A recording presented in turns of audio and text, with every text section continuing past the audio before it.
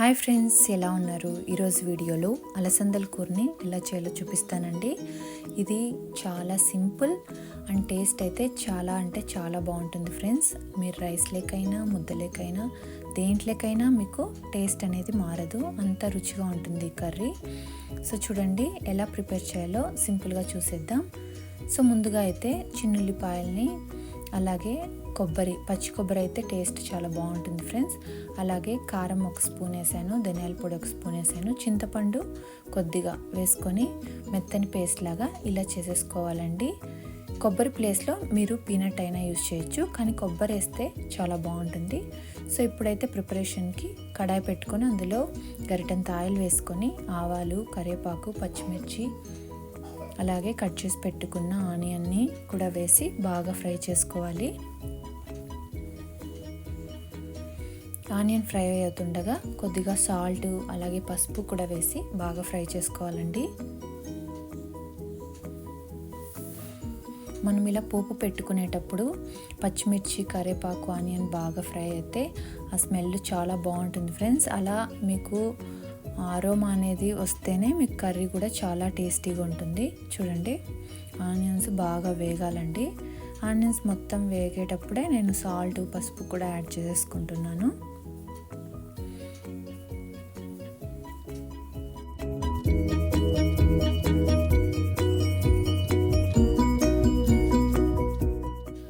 ఇప్పుడు కట్ చేసి పెట్టుకున్న టమాటోని కూడా వేసేసి మూత పెట్టేసేయాలండి. ఒక 5 నిమిషాల తర్వాత ఇలా మనం మూత తీసుకొని టమాటోని బాగా ఇలా స్మాష్ చేస్తూ కలిపేసుకోవాలి.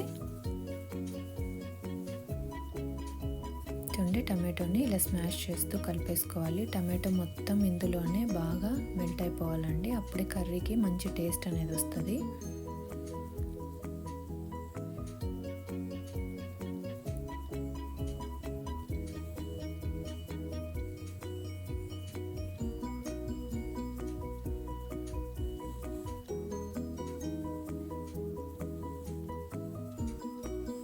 ఇప్పుడు మనం ప్రిపేర్ చేసి పెట్టుకున్న కారంని కూడా ఇందులో యాడ్ చేసుకోవాలండి. మసాలా మొత్తం ఇందులో, కారం మసాలా మొత్తం ఇందులో వేసేసి బాగా ఫ్రై చేసుకోవాలి. ఒక 2-3 నిమిషాలు ఇలా బాగా ఫ్రై చేసుకున్న తర్వాత మనకి ఎంత వాటర్ కావాలో అంత వాటర్ అనేది మనం ఇప్పుడు యాడ్ చేసుకోవాలండి.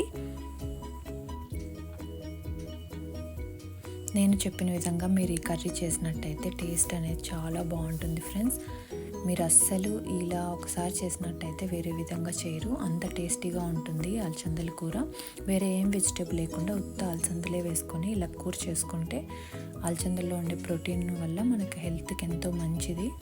సో ఈ విధంగా చేసుకున్నట్టయితే బాగా తింటారు ఫ్రెండ్స్. చూడండి ఇలా బాగా ఇలా ఫ్రై చేసేసిన తర్వాత మనం ఇందులో ఎంత వాటర్ కావాలో అంత వాటర్ వేసుకోవాలి.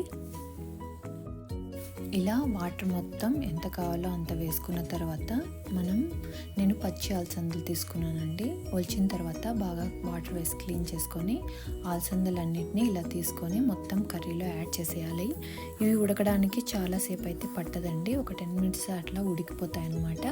సో పచ్చి అలసందలు కాబట్టి త్వరగానే ఉడికిపోతాయి.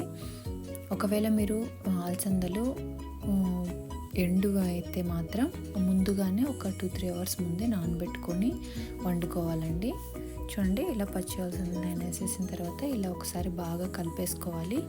ఇలా కలిపేసుకున్న తర్వాత మనం మూత పెట్టుకొని ఒక 10-15 నిమిషాలు ఉడికించుకోవాలండి. ఇలా ఆయిల్ మొత్తం పైకి తేలిపోతే కర్రీ మనకు రెడీ అయిపోయినట్టే ఫ్రెండ్స్.